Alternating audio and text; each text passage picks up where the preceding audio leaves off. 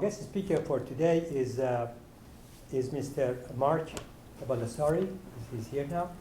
And the title of his talk is Controlling Inverters with Advanced Grid Functions. Mark Baldassari has over 30 years experience in engineering and product development and over 7 years with Enphase Energy, where he holds the position of Director of Codes and Standards. Currently, he actively participates in a number of codes and standards development groups, both domestically and internationally. Mr. Baldassari regularly participates in IEEE 1547 series of standards development with emphasis towards improving the grid integration of PV systems. He is involved with the underwriting laboratories working on the harmonization of UL and International Electrotechnical Commission standards and a member of the UL 1699B standards technical panel for DC arc fault equipment. Mr. Baldassari is an active member of the Solar Energy Industries Association Codes and Standards and Solar ABC's PV Industry Forum. He has a bachelor's degree in electrical and electronic engineering from California State University in Sacramento. I got to say that, in fact, in early September, when Mr. Baldassari, basically accepted our invitation to come today and then give the lecture, he offered, graciously offered that he can give us a tour, especially for your class. And then, of course, I accepted it. And then that's why, you were there. I see that you're all there last Thursday when, basically, as you know, there were like 21 of us. And we needed to divide the big group into two groups. One was led by Mark, and the other one was by Nick. In fact, he's one of your colleagues here, sitting there. And I got to say that the tours were really excellent, especially that it just gave us an appreciation of what it takes to make a company. When you want to make a product, in fact, specifically for his product, that's their product, which is the inverter, how you start, basically, and then making the product is one side of the thing, but testing it for temperature, humidity, interoperability, let's say, and also durability. These are big things, and you saw that all of these big furnaces or big temperature controllers and so on, they were just for testing. I mean, you cannot sell the product unless it's durable, because when you put this thing on the roof, look now, it's going to last forever. And then also, you cannot sell it to the market unless it interoperates with other things and so on. And then how it would work with the Envoy part, together, for the, for control and also connecting to the grid. So I'm really thankful for what,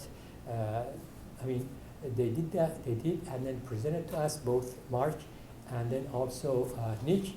So let's give them applause.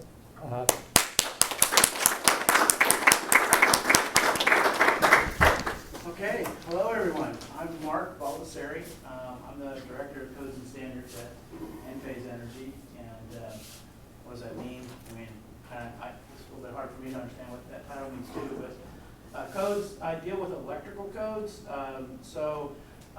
Wiring of a building or a house, something like that, where you're dealing with circuit breakers, panel boards, wiring, Romex wiring in the wall, outlets, all these kinds of things. That's what the electrical code deals with. How do you get, how do you install electrical systems? And if you're getting a PE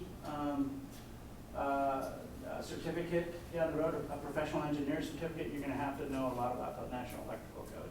So I get involved with that quite a bit. Some of my work is involved with the code-making panels that that come up with the new standards and the requirements. And the National Electrical Code is a 3-year cycle, so every 3 years there's a new code coming out. We had California is going to switch to the 2014 code coming up here in January, and then the 2017 code is coming out to other states starting in January, and then we're going to be working on the 2020 code next. So there's electrical code work, that kind of stuff. Then the other is safety standards. Underwriters Laboratory, CSA in Canada, these kinds of things. So if you look at a lot of equipment, you'll see that there's an Underwriters Laboratory mark on the back, and so that had to go through UL standards and be certified by a evaluation entity, a third party, and then a certificate is issued if it passes all the tests, and then you get the sticker. So I develop a lot of the new standards relating to PV photovoltaics and solar systems for Underwriters Laboratory. That's what all that UL 1699B, arc fault detector, and UL 2703. These are the standards that are written by UL that I work with. So I do a lot of that kind of stuff. The other thing is I really thought it was a great opportunity for me to meet you guys at the tour. I changed my whole presentation from what I had told the professor here. So, it was great to meet you guys because it made me think about learning. Because you guys are out there learning, and it's like, and I look at myself. I mean, I'm always in a learning mode. I came to Enphase. My bio's a little bit old. It says 7 years in there. It's been 9 years now. I need to update that. But when I came to Enphase Energy, I knew nothing about solar. I knew nothing about it. All my experience has been with product development. I worked at companies that developed equipment for the broadcast industry, for broadcast video, audio, these kinds of things. I worked at US Robotics that made dial-up modems. You guys are all way too young to know what dial-up modems are, but I'm just kidding. You know what I mean? So US Robotics had made the Sportster and the Courier modems. I worked there. I worked at Sarent, doing fiber optic stuff. I worked at Cisco. Then Cisco bought Sarent. I worked at Cisco for a bunch of years doing ginormous routers. So I got the call to come into Enphase. I knew nothing about inverters. I knew what a power supply was, and I thought, oh geez, it's not going to be too complicated. Yeah, I'll come work with you guys. It was a startup. I like startups. And I said, it's a power supply. This is going to be pretty easy. But I tell you, technology-wise, this power supply, this inverter, is really complex. And it gets down into the real details of engineering design. When you're at Cisco and you've got a real big board, you don't really care too much about the design. You can always add another part on there. You can compensate in a lot of different ways. But with a microinverter, it's small, it's low cost, it lives in a nasty environment. It's really difficult to design. So I learned a lot about solar. I knew nothing about it. So seeing you guys and meeting you all a couple weeks ago, I thought, what are some of the things that I've learned? And I thought that's what I'm going to share with you today. So I've just kind of picked up a couple of these things. So it's going to be kind of a broad topic of different topics here, broad brush, and we're not going to get into a lot of detail, but a little bit of detail. Hopefully it's not too boring. And but if there's any questions, I guess I can answer them along the way, but we'll have time at the end. However you guys want to do it, it's a small group. We can kind of play it by ear. But these are some of the things I want to talk about. Is a photovoltaic module. I mean, that's kind of key to all the stuff that we do at Enphase. You've got to be able to convert sunlight into energy. So I'm going to talk a little bit about the solar cell and how it absorbs photons and can generate currents. Then we're going to look at some of the electrical characteristics of the PV module, how temperature and illumination, irradiance affect that, the maximum power point. Then we're going to go into some just simple solar systems, the traditional string inverter or microinverter, some of the safety aspects of each, where we think we have an advantage. And then the other thing that's really interesting that I find talking to a lot of people is energy storage. I mean, right now we are at the basic the beginnings of really battery systems, energy storage systems. They've been around a long time. I mean, there's a lot of off-grid stuff that's used out there, but today I think there's kind of a new renaissance in batteries. And when we look down the road in the future, 10 years from now, we're going to see energy storage systems being quite common. So I wanted to kind of introduce that concept because I think it's really relevant in today's technology, and it's just we're at the infancy of the market and the design effort. So hopefully that'll be interesting. So a couple things, just basic. This was always something that really kind of amazed me. There's enough sunlight that falls on the Earth every hour to meet the world's energy demand in a whole year. So there's a lot of energy that's dropping down onto the Earth. And we have it there. It's free. It's for us to use if we want to use it. We have a really nice nuclear furnace sitting out there 93 million miles away. And it's generating a lot of photons and energy, and it's heading it, beaming it right towards us. And it's up to us, as citizens of the planet, to try to use that energy. We don't need to use, we have this energy, we can use it, we can displace some of the fossil fuels. When you think about it, all the energy that we have really is based on the sun. When you think about fossil fuels, oil, that came from a plant that grew based on the sun, but it just took a long time to convert from a plant to oil. Natural gas, same thing. Coal, that's all from plant life. When you think about wind energy, that's a solar-driven energy source too. Because it's with unequal heating of the Earth, causes pressure differences and causes wind to move, air to move, and causes wind, and then we can harness that energy. So just about really all the energy, except for nuclear. That's the only one I could think of. Geothermal? Geothermal, yeah. Maybe it's another one that isn't kind of a renewable sun-based energy source. So we're really, that's the way we get all our energy today, is from the sun, when you think about it. Pretty cool quote there from Thomas Edison, too. So how does a solar cell work? So I got this kind of really basic diagram. The other thing I want to mention is I have some references at the back, the slide deck, with some web links. And a lot of those I got information from here, or they're sites that I use quite often. But anyway, so you can get into this a little bit deeper. But basically what you have, a solar cell is a p-n junction. It has a very thin N layer and a thicker P layer. The N layer is thin so that light photons can pass through it. When the photon comes in, it can interact with some of the N-type atoms and kick off free up an electron that has enough energy. There's a band gap that needs to be overcome. There's a kind of potential well. You need to have enough energy to kick that electron up. So some wavelengths of light may not be appropriate for boosting an electron up. If it's a short wavelength, it may not have as much energy as a shorter wave. I'm sorry, if it's a long wavelength, it may not have enough energy like a shorter wavelength photon. So some of the reds may not be as effective as a green or a blue colored, if you will, photon.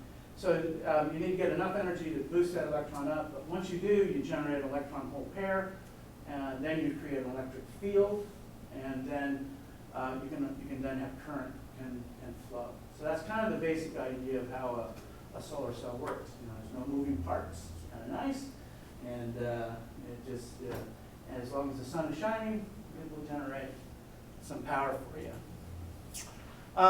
Just some terminology too. A cell is kind of cool, but you can't do a whole lot with it. It's only got, like 1.5 volts ish, 1.3. So we actually take these cells and we put them in combination. Typically and then when they're combined, we have a solar module. That's usually a series combination of some of solar cells, or series or parallel combination, so that we can boost up the voltage, increase the power. So now we have more power. So I think it's interesting. That's called a solar module when you have it in a framed up like that. A lot of people misuse, the media misuses it, uses a term, they call it a solar panel. But really the technical name is solar module. A panel is a collection of modules. So Imagine a tracker that's sitting on a pole someplace, and you got several modules, 5, 6, 10 modules, and maybe they can track the sun. That's now a panel when you put it together. And then an array is a grouping of modules that could be on a roof or ground mount or something like that. So you'll see people calling that a solar panel. Solar panel is actually more appropriate for solar thermal heaters. Those are actually called panels. These are modules. Sort of like the difference between a windmill and a wind turbine. A windmill grinds grain or grinds up grain, but a wind turbine generates electricity or power. So those are some of the terms. National Electrical Code uses those terms. You'll see that when you read technical papers. So those are the terms that are actually used. So there we go. Cell, module, panel, array. Here's this is the electrical characteristic of a solar module or cell. We have a schematic symbol there on the left. It's sort of like looks like a battery symbol with, the arrows coming onto it, kind of indicating that photons excited. It generates a curve over there. Let's see where that laser goes. Here. It generates we call this the IV curve. We have current I on the y-axis and voltage on the x, and we have an IV curve. I know it's kind of hard to read this, but a couple of points that are on here which are kind of note. One is this point here, where here we have at that point we have voltage equals 0, so we have a short circuit across the cell, and there we have the short circuit current. So we have, if you were to just take a wire, connect it from the plus over to the minus, you would have a short across there. You can measure the current. You'll get this ISC, that's the short circuit current. The other data point of note is down here, VOC. Here current is 0 because we're at the very bottom, so this is an open circuit voltage. So I would not have a load on there. I'd hook up a high impedance voltmeter, and I'd measure my VOC, my open circuit voltage. But it's a relationship of current and voltage, and the product is power. That's the thing we're interested in. This blue curve here is a power curve. So we have another y-axis over here on the right side, which is the power.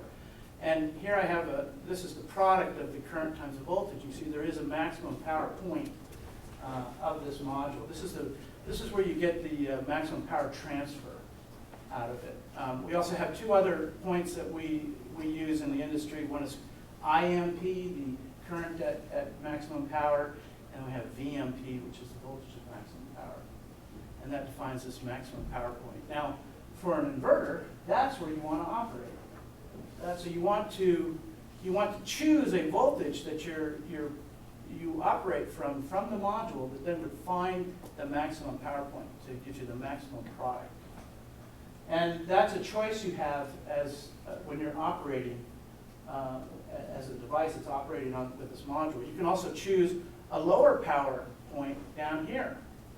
Here, if we were to operate at this point, say halfway between, my power would be, well, I'd go up here to this curve and drop, and my power would be over here. But I'd have this current and this voltage at this point. So I could operate at a lower power. And if I run everything to open circuit, then I would have 0 power because I have 0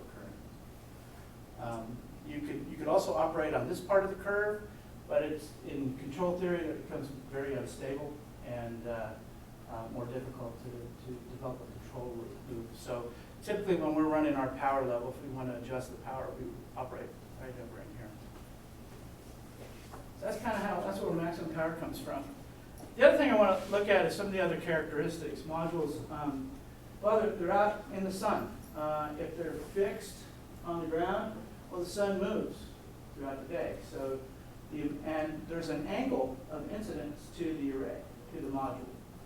If you're at 90 degrees, you're going to get the maximum amount of sunlight that's penetrating. But if you're at an angle, you're going to get, based on the angle, you're going to get a reduction in energy. So that's irradiance. Or irradiance is also changed by clouds. A simple thing like that, or shadows, or dust, something like that. So here we have some values here. Low irradiance, where we got kind of cloudy days. And I got full sunny days where the sun is 90 degrees perpendicular to the unit itself. You have more power. So what is that doing? That's really changing the current. It's allowing more current to flow. Another way of looking at this is like a garden hose. Okay, I've got water flowing through the garden hose. As I step on it, I can control the current going through there. So that's what the sunlight is doing. It's applying it's changing the amount of current. The voltage, you can see the voltage out here. The VOC is about the same in all cases. These slopes are fairly similar, so voltage isn't really changing a whole lot in characteristics, but current is dramatically being affected by irradiance. You'll see that as modules come up in the morning, where the power would be really low, their voltages spring up quite high and get to the operating voltage, but the current is really low. So you've got lots of voltage, but you don't have much current, so you don't have a lot of power. As the sun rises in the day towards the module, the current goes up. The voltage is, it's going to change a little bit, but not a lot throughout the day, but the current changes dramatically. So that's with irradiance. The other characteristic is temperature. Heat for PV modules is bad. It lowers the power. You think, oh geez, that's kind of, wow, I thought heat, sun, But actually, cold temperatures increase the efficiency of conversion. So we have these curves here. We have, like, say, 50-degree curve here. We see our voltage is much lower, 25 degrees and 0 degrees C. Our systems also work down to -40. That's another point that we look at a lot in our industries. How does this module perform at -40? Actually, it gets up a lot higher. You get a lot more power out of it at cold temperatures. So places like Denver, Colorado, where you're higher up in elevation, you're a mile high, so you have less atmosphere, you get more radiance from the sun, and it's colder, you're going to have much more output than, say, here near San Francisco, where you're at sea level and it's temperature climate. So that's kind of another kind of cool curve. You can see the current really isn't changing a whole lot with temperature, a little bit, but voltage is dramatically affected by temperature. So now that we've got some PV cells, we've got it into a PV module, we're generating power, what can we do with that? So I just want to kind of explain some of the basics here. So what the solar systems that we work with are, is an inverter. So we take the direct current power from the PV module and we convert that to AC power. It's a pretty basic idea, but that's how it's done. That's what an inverter does. It takes DC and converts it over to AC. This is traditional string inverters. So string inverters, the way they work is you have an inverter. It's connected to the grid. This is an AC panel board, circuit breakers. It's connected to the grid. And then you have a string of PV modules. So this string is like batteries in a flashlight. They add up. So each one of these PV modules is connected in series with the next one, and the voltage of this one is added to this one and added and so on and so on. So here what do we have? We have 10 modules. So if these were, say, 35 volt modules running at 35 volts at their maximum, at their power point, times 10, you'd have 350 volts DC going into the inverter. 350 volts is, with DC is a pretty dangerous thing. Arcing is a real problem with DC.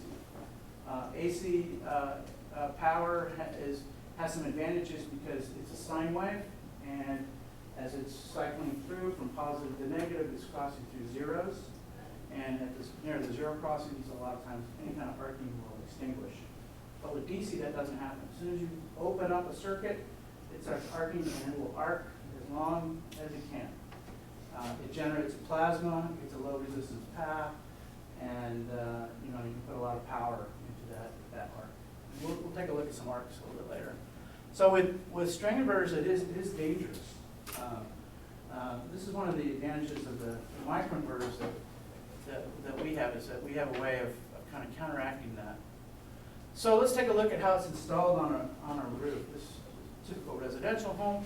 We have our array up here on the roof. We have some DC conductors that go down to the inverter. The inverter is usually, it's a box,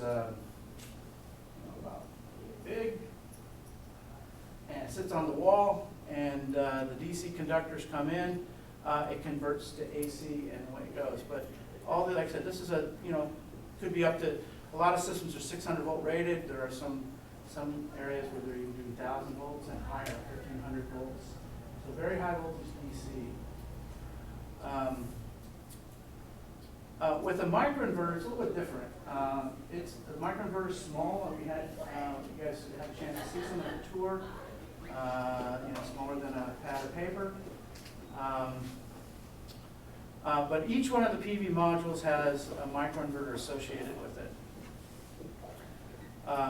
And it converts the DC voltage. Now, a single module DC voltage, we're in the example we gave on the last slide, we said about 35 volts.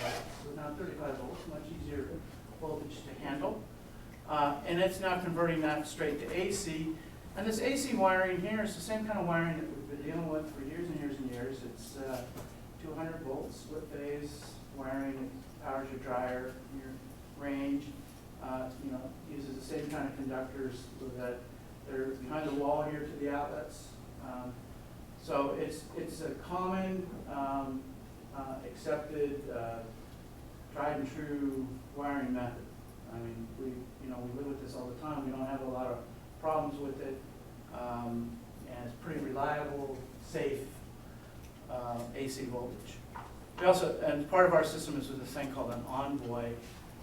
Envoy is a communication gateway, and it's able to communicate through the power lines to the microinverters, and then it has a wide area network connection on there, either with Wi-Fi, wired Ethernet, something like that. But then any telemetry, any data that's collected by the inverter can be sent up to the cloud. We looked at.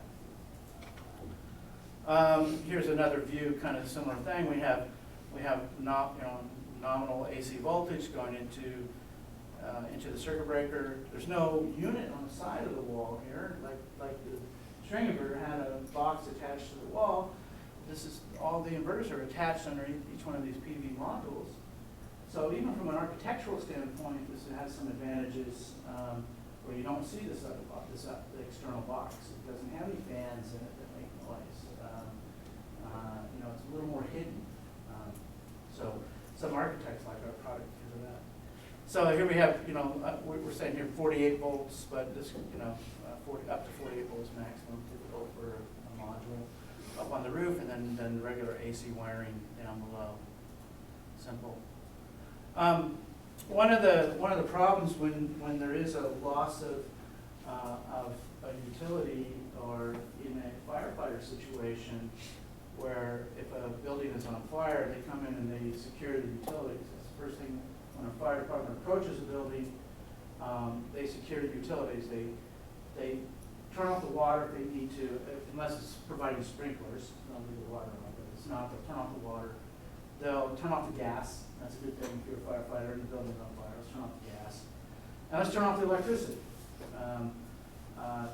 to the house. Then they'll send their crews in, and then they'll start fighting the fire. But they secure the utilities first.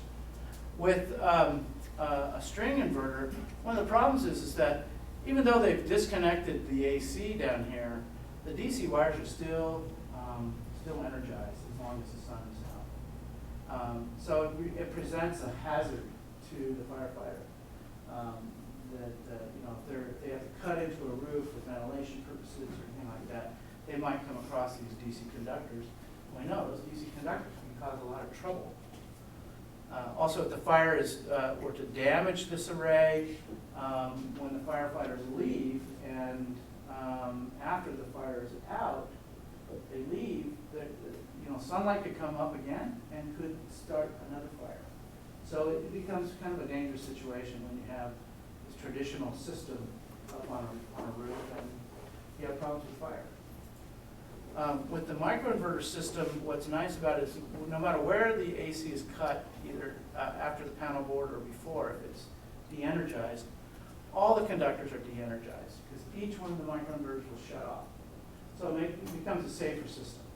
Now all the wiring in the house is de-energized and much safer. Why are they shut off? Just because Well, the fire department's gonna secure the utilities, like I was saying, they're gonna shut down everything. No, but I mean, how is each Oh. of those microinverters being Yeah. shut off? Because you just, Good point. So we, inside, of course, this is standard stuff. Great, I'm glad you asked this. I know these standards. So one of the IEEE standards is called IEEE 1547. It's a grid interactive standard. And there are requirements on how to test the unit, and it's called islanding, or unintentional islanding. We have protection against unintentional islanding. Let me explain what islanding is first. Imagine a cul-de-sac, okay? So I've got the main road coming along here, I've got this cul-de-sac going up, I've got these houses on it, but I've got power lines that are coming along, but I run a power line up to this cul-de-sac, and all these houses are on there. But someone drives along and they're carelessly, and they hit a pole, and they knock down the wires, and disconnect this cul-de-sac from the rest of the grid. So now this is an island, okay? It's an island away from the grid. There's still, all the houses are connected to the wiring, but it's not connected to the grid anymore. It's disconnected, it's an island of connection. So the inverters had this anti-islanding protection. They sense the fact that it is no longer connected to the grid, and they shut off. And there's a lot of ways of doing that. You could, obviously, when you disconnect from the grid, the voltage is going to change. So you can detect changes in voltage. You can also do changes in impedance, which is a good technique. You can, we use a similar technique with a tone injection. So we can see that there's been an impedance change on the connection. There's many other mechanisms, and there's a lot of stuff written about islanding and islanding techniques and algorithms and so forth on detecting this. But needless to say, there's a standard that says you need to shut off within 2 seconds if you get into an island condition, and there's a very descriptive test on how to set up a test environment to make sure that the product meets that requirement. But, so they have this anti-islanding function built in. So when the grid is disconnected here at the house level, or the main breaker is shut off, it can detect that impedance change or the voltage change, and then it says, okay, I'm going to shut off. Is the detection in the envoy or in each Each one of the microinverter? microinverters has that detection mechanism in there. Yeah. Each one. So the envoy does not have to be present. So, does that sound good? sure, a traditional string inverter has anti-island. Yes, they also, do. They do. But it wouldn't solve the fire. Yeah, issue. whoops, the DC. Yeah, they would, these lines here would become de-energized for sure, but the DC lines don't, because there's no, they're hooked up to the PV array and the sun's out. So, am I going the right way? No, I'm going backwards. So, there we go, safer system. So this is what microinverters look like, is how it's installed. And we have the proper safety gear here. He's got a harness on, he's got some ropes to go up to a secure place. He's got gloves on. That's always a good idea if you're up on a roof, things are hot. So he's got the right proper equipment, he's got a hard hat. And so here we have a roof, we have some racking equipment here, the modules are installed underneath. And then these are the microinverters there that are installed onto the racking, they're wired together, and then the modules are placed over the top. This is kind of looking underneath a tilt-up array. It looks like a commercial building here where the some racking is placed on a flat roof. And if you want to get a little tilt in the array to kind of match the angle of the sun. Here again, the microinverters are mounted to the racking underneath and then electrically wired together, AC to DC connections. Okay, now I need a little bit of help how to get my browser up. Here. Yeah, so what we have here, I want to show you what arcing looks like. So we have it on one of the tabs, be under the Chrome. And then let's do that one, yeah, if we can do that full screen. Or, let's see. Oh, we didn't figure out the sound. The thing that we do something. Yeah. We didn't figure out the sound door. But it should be going through something here. Oh, yeah. Oh, this, you guys go someplace? Maybe into this? No. Oh, yeah, sure, yeah,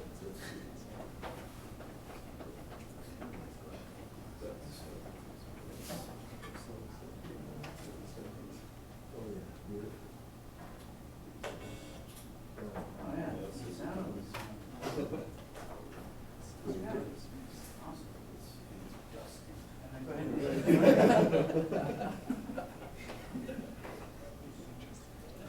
Let's see if you turn it up. Hmm. Let's go. And a gap to simulate a wiring fault. The experiment will begin with no gap. The rods will then be slowly pulled apart, simulating an arc gap from a wiring fault, such as a loose connection. In both cases, inverters are exporting power from the solar modules to the utility grid. The first case simulates a string inverter scenario. The inverter is exporting 2 kilowatts to the grid. As we establish an arc by simulating a wiring fault, the arc gets hotter and hotter.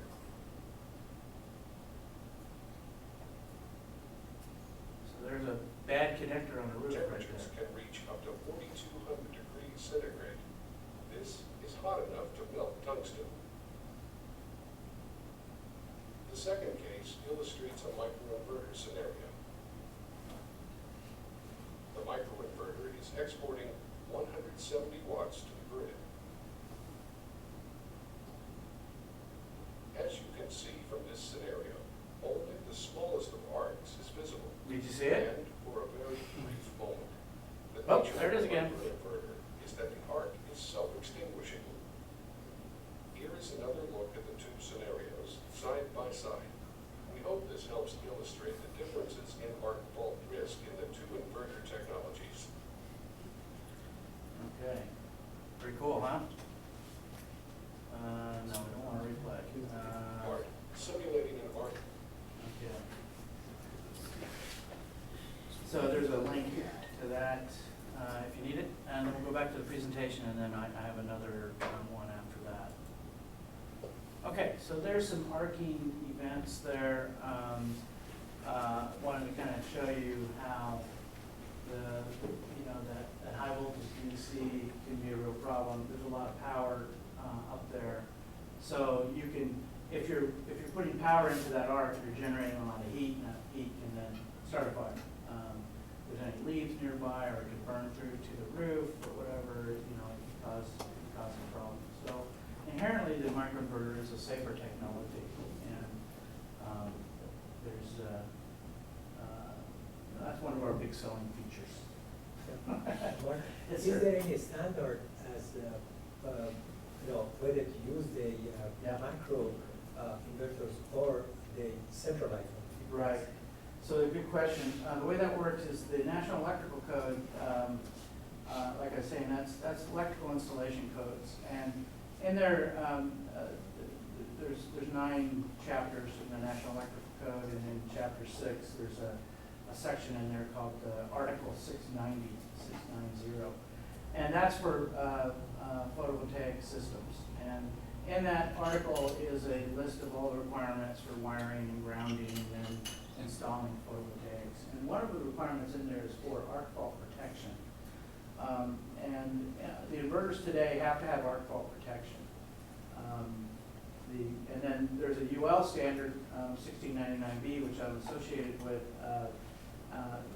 They have a version that's out there right now that's available, but it doesn't do a very good job of actually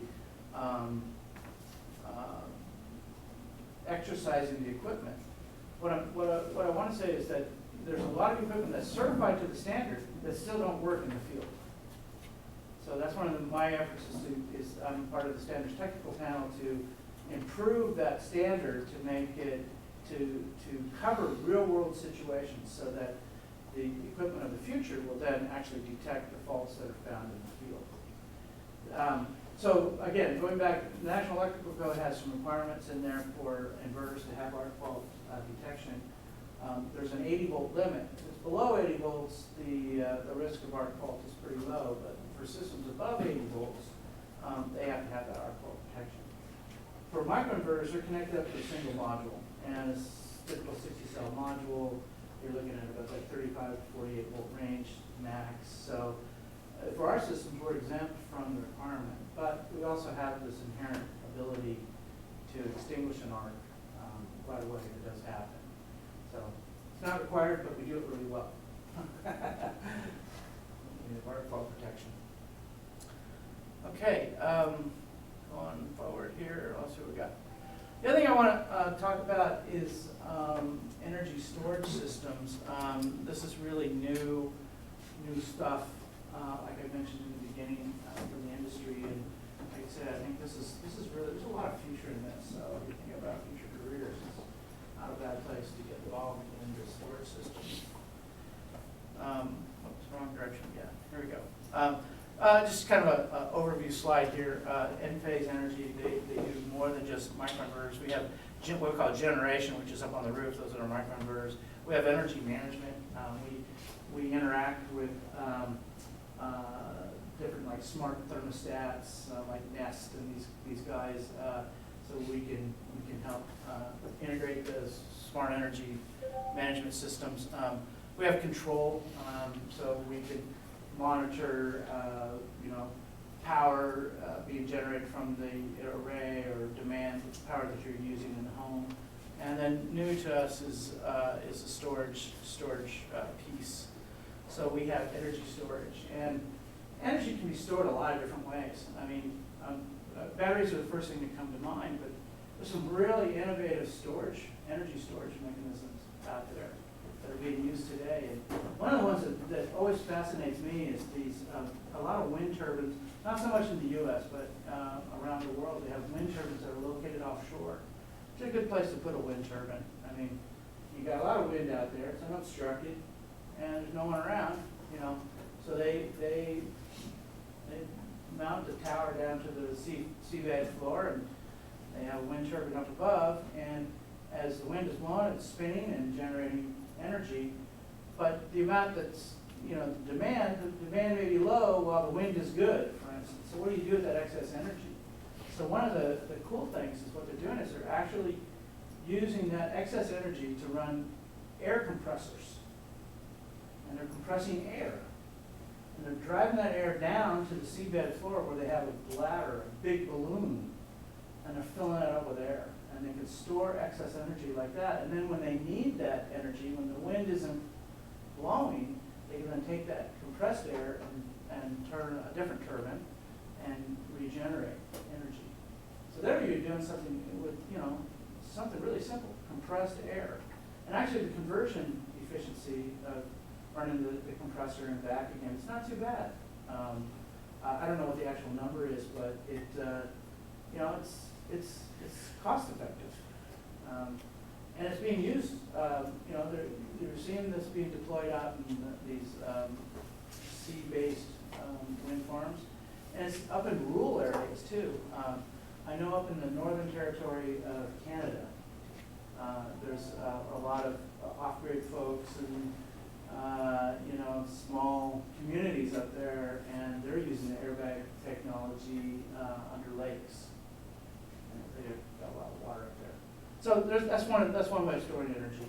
Like I said, batteries come to mind. There's lots of other ways. Traditionally, utilities will have a reservoir up high, and they'll pump water up to the reservoir when they have excess energy. And then when they need that energy, they'll let the water flow back down. And that's been going on for years. There's all kinds of crazy things, like in Switzerland where they have really steep mountains, they'll run a train up the mountain, and then they'll, with electric motors, and then they'll let the train come back down the mountain and generate electricity. So, there's lots of ways of storing energy. But we don't have hills in our house, and we don't have big lakes underneath our house, so we need something maybe a little bit different if you're talking about residential or campus like this. So batteries are a good solution. But keep your mind open. There's a lot of different ways of doing it. What else So why do we need storage? Well, let's look at some of the historical applications. One of them is off-grid. You have a house that's far away from the grid, it's up in the mountains, someplace like that. And you need to have power. It's too expensive to get a power line out to you, so you can put solar or wind or something like that. You can generate electricity during the day, for instance, and you can charge up batteries and then use that energy at night. Another reason for backup is, of course, for storage is for backup. A storm comes along, the power line gets knocked down.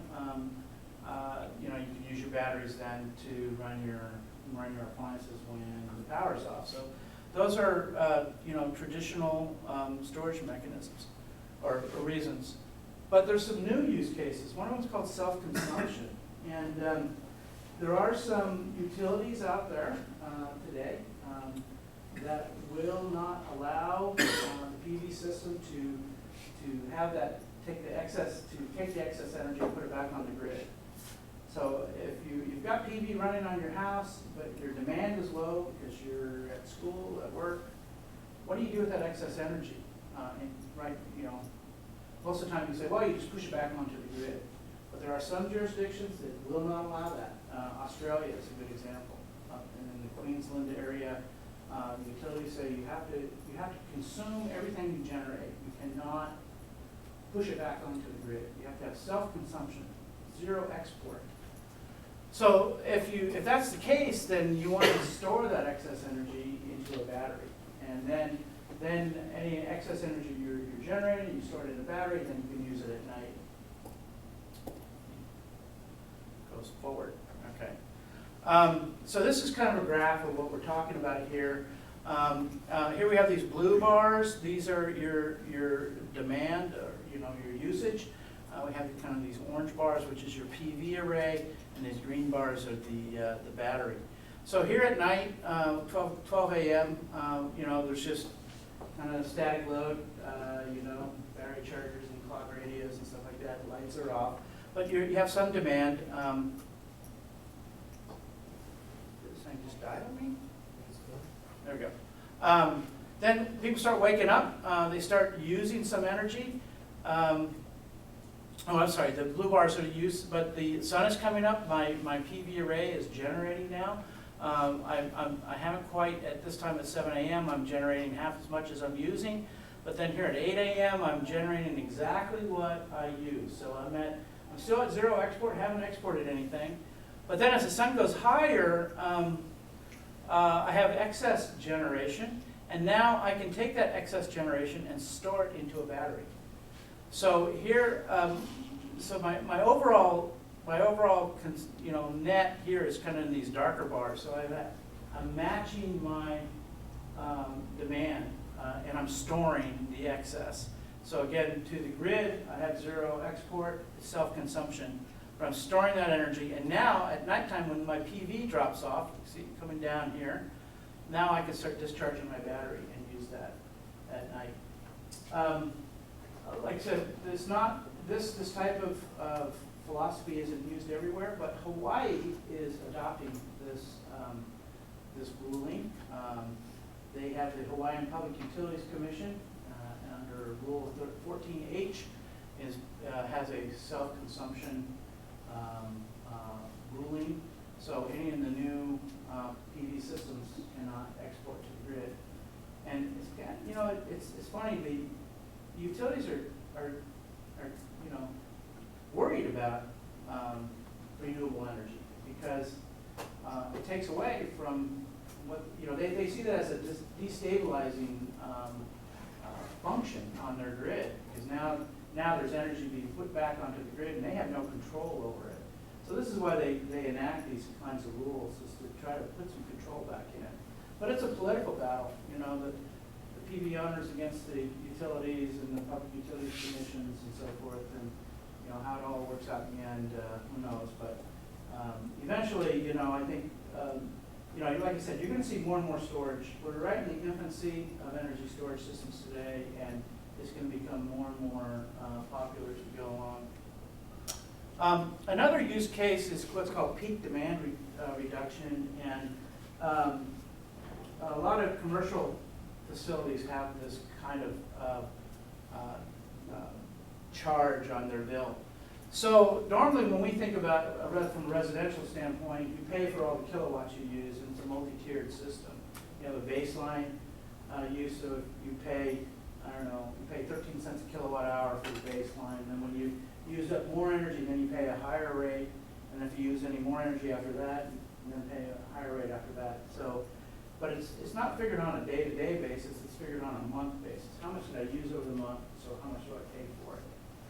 But with peak demand, which is interesting, it's kind of hard to see in this on this projector here, but these little gray bumps in here are the demand. That could be like, for instance, like an agricultural area where you turn on a lot of pumps, something like that, where you have a very high peak while you're running the pumps, but then you shut them off, where you're milking cows, you know, you turn on the cow milker machine and then you turn it off.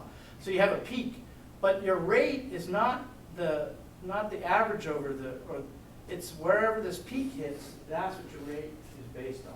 So if you can use a storage system, you could discharge the battery during these peak times and reduce the amount of drain from the utility and lower your peak demand charge.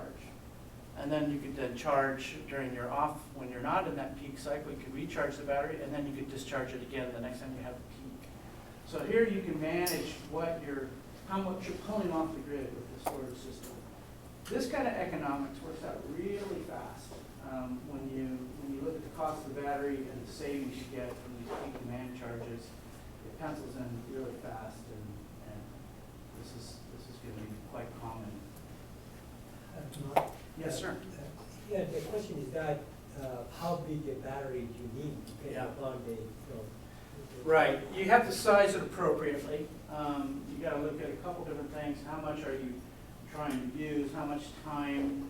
How much peak do you want to shave off? And how much storage do you have? And how fast can you charge that battery back up? So we have some pretty complicated Excel spreadsheets that you can start figuring in, put in some of these coefficients, and then it'll come up with a calculation, give you an ROI, return on investment, and kind of size the system. And then also you can combine this with solar. If your solar is running, you don't need as much battery. So a solar system plus storage, that's how can really work together. And it's a very complicated formula though. It's a complicated problem mathematically and economically, but it's something that can be solved. It's not impossible. Yes, sir. Yeah, if you have an Enlighten account now, you can actually go and launch. We have an online tool now for sizing batteries. They've just launched this one. Yeah. So they take a look at your usage and they can give you an estimate. Yes. Is there an option for critical loads if your grid were to go down to keep something running? Right. So the version that we have out right now is grid tied only. It will not run in a backup mode. But we've developed the architecture of the product to support what we call a microgrid. When you have, like you mentioned, critical loads, they could be disconnected from the grid and continue to run. So now your house, let's say if you have a house that's disconnected from the grid, that's a microgrid. Or if you had a system large enough, maybe that cul-de-sac that I was describing earlier could be connected up as a microgrid. A neighborhood could be connected up that way. College campuses are connected up that way as microgrids. So but our current product doesn't support that right now, but it's designed to do that. We have it in the lab, it's working, and we're trying to develop that further. Yeah? Do you know what fraction of your customers have battery storage capability, or they have them actually? Yeah, I don't know. Do you know, you got a percentage? I mean, it's a pretty small percentage. Yeah. Currently, most people what you'll do if you're going to put Enphase with battery storage system is something called DC coupled, where you have the battery-based inverter generating the grid, and then we connect to it and we inject power into that grid that's being created by the battery-based inverter. I don't know what the percentage is. Yeah.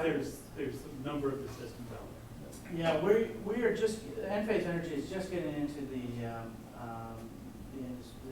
storage business.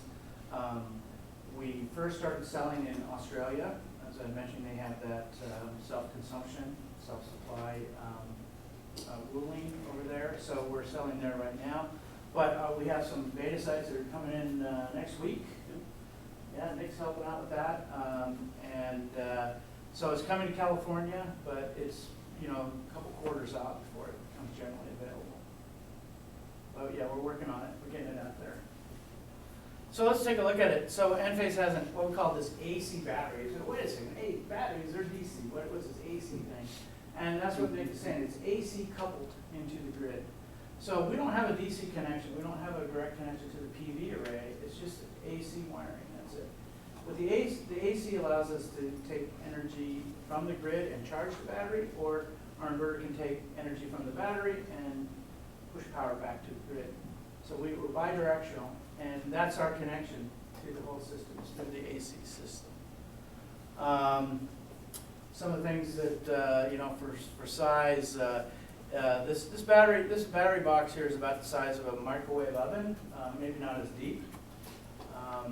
And it has 1.2 kilowatt hours of energy storage and a 270 watt inverter. That's not enough to do much in your house. But it's a modular design, like the microinverter is a modular design where you can add PV modules and microinverters to increase the size of the system. This one is also modular where you can add more of these boxes to size it to exactly what you They can be plugged to each other? Yeah, I'll show you how that works. It's kind of hard to see, but we have a wall bracket that's mounted on the wall, and it's got 16-inch center, so it goes right up onto, say, a garage wall. There's some AC wiring that's connected up to that battery through conduit, standard wiring practice again. And then the battery is mounted onto the bracket, and then the final connections are made. So it's very, very easy to install.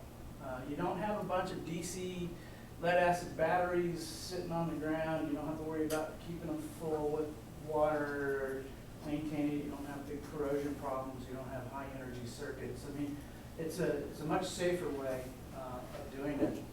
And also to show you how easy it is to install. I have another video if you can help me get that up. And you have Nick here who performed this video. So it's on that other, no, we could try it. You could try it. I don't know if it'll actually play. Oh, it's going to. Okay, big screen. There we go.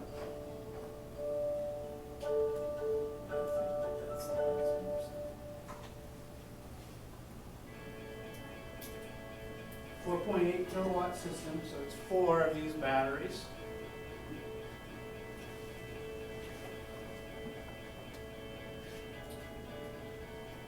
There's Nick Slay. He had a little bit of espresso before he filmed this. He's measuring out the conduits and cutting and bending them to the right size.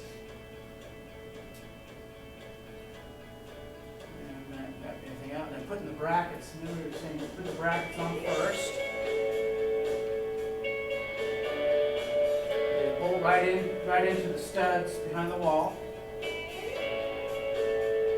Kind of prepping up some of the wiring, some of the conduit, get that attached.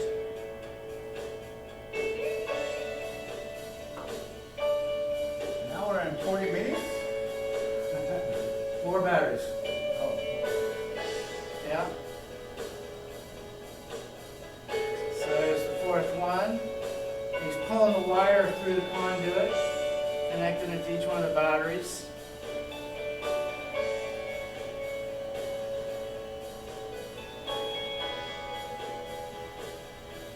I'm making the final connections there, prepping the wires.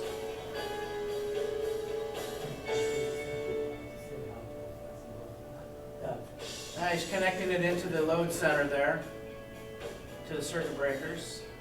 He's got a voltmeter out there, kind of checking the voltage, see everything looks good. Okay, check, check, check. Okay, put the batteries on. So he's hanging the batteries, making the final connections. Turn it on, configuring it with a cell phone, and you're done. Yeah, questions in the back. Do you need solar in order to have the battery system, No. or is it completely separate? We'll do it if some. Yeah. Because we're running the algorithm. Yeah, that's true. We have a, I mean, but it could be Enphase or it could be SMA or something. It could be a stream. Yeah. We actually have them operating with string inverter systems too. Yeah. Can you tell us what's inside this battery? Pardon? What's inside of the battery? So inside are the actual battery cells. That's most of the volume. There's 8 cells. They're about yay big and so tall. 2 Lead terabytes. acid? They're lithium iron Oh, phosphate. that kind, yes. Yeah. Yeah, LFP. LIFEPO. And it's a different chemistry than, say, a lithium-ion battery that is in like a Tesla car. It's a chemistry that's chosen specifically for battery storage systems. When you think about a car, what do you want out of that car? Well, one thing you want to do is you want it to charge really, really fast, because you want to be able to get, when you're out of juice, you want to be able to plug it in, you want it to charge really quick. The other thing you want out of a car is you want it to go fast. I mean, that's what I like in my cars. That's what I'm driving a Prius, and I want gas in it. But you want it to go fast. You want to be able to discharge the battery quickly too. So the lithium-ion lithium-ion batteries that are in Teslas the chemistry is really geared up to do that, to charge quickly and discharge quickly. The lithium iron phosphate is a different chemistry. It doesn't want to be charged quickly and it doesn't want to be discharged quickly. But that's okay for storage. You got plenty of time to charge it, and you want it to last a long time. So but it's also safer too, because if there is a really nasty fault, it can't release as much energy as quickly. So it doesn't heat up as much. It doesn't catch on fire as easily. There's some really cool YouTubes on the safety aspects of the battery that's used in the Enphase product, where it's punctured with a spike, and it basically does nothing. It's spurts and smokes, but it doesn't catch on fire. But you do that with a lithium-ion battery, and it explodes like a bomb. So much safer technology and more appropriate for energy storage, for home use, that kind of stuff. What's the typical cost? I don't know. I think it's like $1,200, $1,500 for one of those boxes. What about deep discharge? Deep discharge. Well, that's another thing this battery technology is really good for. It's very good at deep discharge. A lot of lithium-ion batteries like to run in that 80 to 20% range. You charge it up to 80% of its capacity, discharge it down to 20. But this iron phosphate battery allows for zero depth of discharge, or 0% depth of discharge. You can charge it all the way down to complete nothing. It's warranted for 10 years, for 2 cycles per day for 10 years. Yes. Is it a relatively heavy battery? One of the reasons for having it small like that is that it's, as you saw in the installation video, it's a single person install. It weighs like 45 pounds kind of thing. 50 pounds. Yeah, 50 pounds. So a single person under the OSHA rules can lift it and put it in place. Look at the Tesla battery that's out there. You need a forklift and 4 guys to maneuver that around. I mean, I don't know what it weighs, 600 pounds or something. It's 275. Yeah, 275. Yeah, still. 275. Did you say how many watt hours? It's 1,200 watt hours. Yeah, for one. A typical house needs 4, maybe 6 of those batteries. And it's easy to install. It's quick to install. It's safe. Firefighters like it. And how long will it last? Because, if they die like maybe Yeah, 50 so- years, Right. So We have a warranty for 10 years, and that's for 2 cycles, 2 discharge and charge cycles per day. 7,000 cycles. I think it's 500 something. 75. Something like that. Yes. Sorry, so Enphase is the manufacturer and installer? We're not the installer now. Oh, so what he did is for I'm a field demonstration. application engineer. Yeah. We sell through, typically our business model is to sell through distribution channel, and then installers buy it from distribution and then install it. That's pretty much much what I got here. See, I'm not even a professional and I can do it in an hour. He's a professional. don't Sure, worry. that's certified, that's it. Yeah. So I got some links in here, some of my favorite sites, National Renewable Energy Laboratory. If you want to know more about advanced grid functions and stuff like that, you can Google me up, and I did a presentation at NREL. They're in Golden, Colorado. Solar Pro magazine's a really good magazine that you could go to look at for solar. Great articles in there. I look at them all the time. Solar ABC's more of a codes and standards thing, but they talk about like installation. How do you install this thing? Solar ABC's is a good place to go. A couple more things. Of course, Wikipedia is really good. I used it. I got some of my solar cell stuff in Wikipedia. You got a lot of good stuff there. ECNM magazine. What's that stand for? Electrical. I can't remember, but that's also another really good site. They got lots of tutorials and information in there. ECNM. And of course, you could go to the Enphase Energy website, and we've got a lot of cool stuff there. So, that's it. Okay.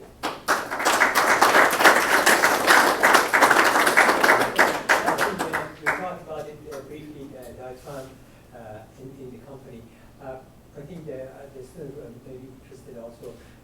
When you are connecting all of these, the output of these inverters, together to the wall and so on, there is a need for synchronization because all of these 120 and so on. Right.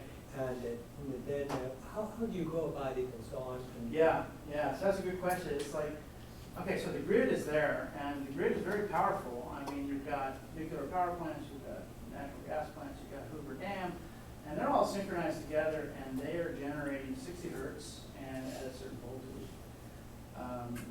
So when we turn on, how do we have to synchronize? If we come in, if we connect in out of phase, the grid is going to boot us right offline. It's like arm wrestling with, Hoover Dam. We can't win that battle. We're a small little inverter, so we have to synchronize. So every inverter first samples the waveform, the grid voltage, the AC waveform, and we actually use what's called zero cross detection. We find the zero crossings, and we average that out over time because there could be some noise that can fool you on where the zero crosses are. But we find that, and then we use it. That synchronizes up with PLL, but then software PLL that gets it synchronized with the grid, and then we export current.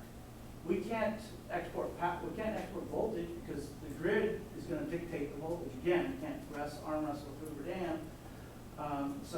But we can push current out there. Like a light bulb can pull current out, we can push current into the grid. So that's what we do. We push current in. Of course, it's AC, so we push and pull. But that's the idea, is that we're moving power into the grid, and we synchronize the voltage, and then we put a current waveform that's in phase with the voltage.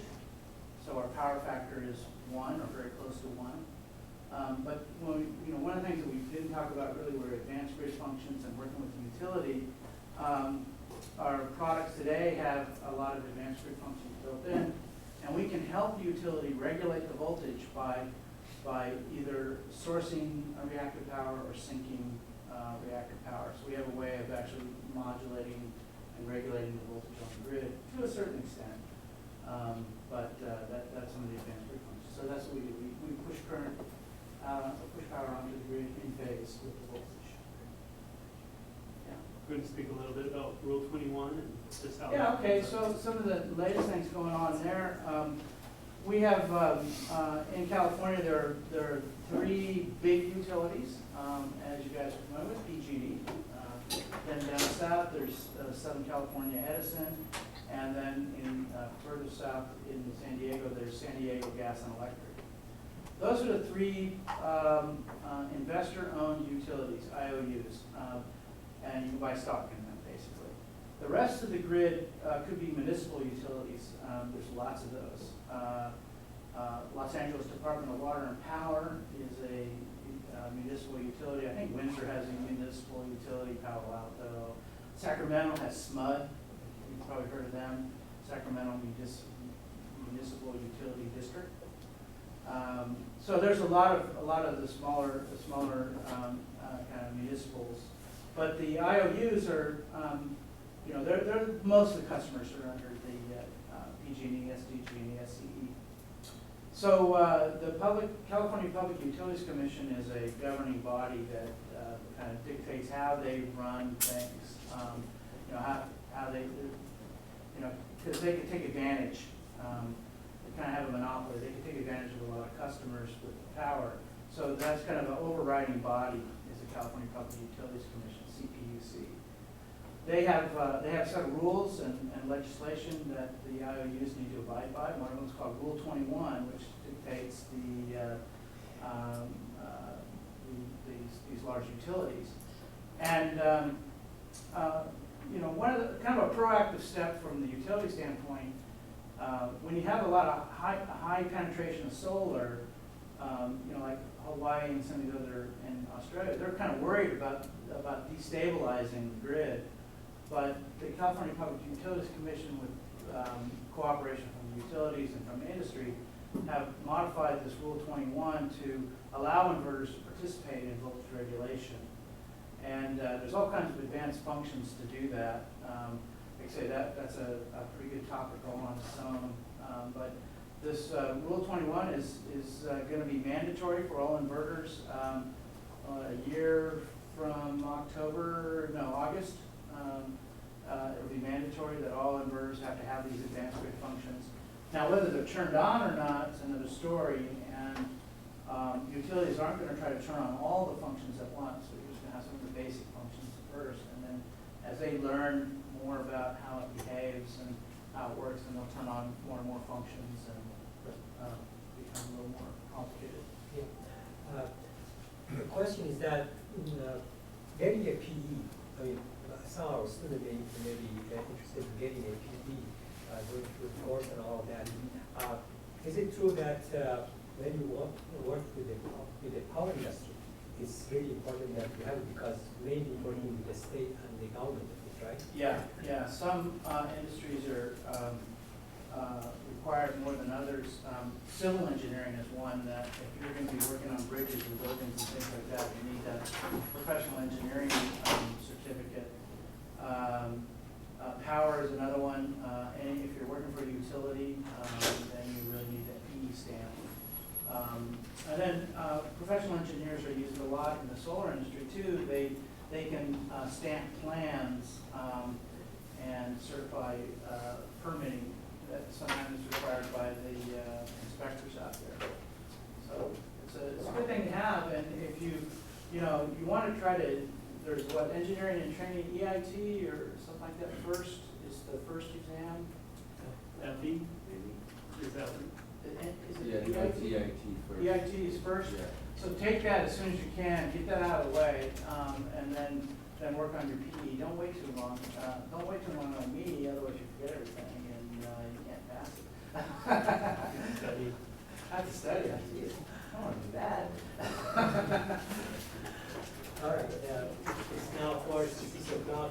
I would like to thank Mark for giving us such an interesting and really instructive lecture. I really enjoyed it, and I'm glad to have all of you. So let's give